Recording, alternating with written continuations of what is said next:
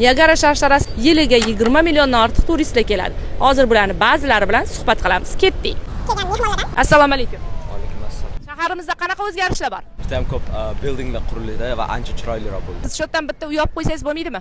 Men endi matematikasini qildim. Bu yerdan uy sotib olish $400,000 turadi va o'rtancha oyiga to'lasham $2,200.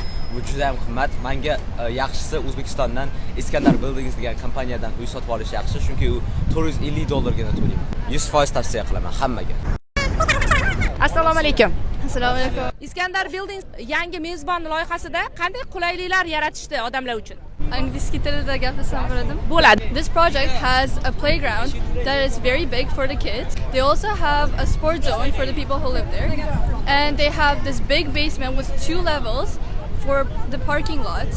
As a bonus, the project also has a balcony that is 2 square meters and up to 18 square meters. Assalomu alaykum. Bostirib kelmasizchi? Va alaykum assalom. Iskandar Buildings haqida eshitganmisiz O'zbekistonda? Albatta. To'liqroq ma'lumot bera olasizmi? Hozir mezbon loyihasi qurilish ketyapti. Bu ularning 4-loyihasi.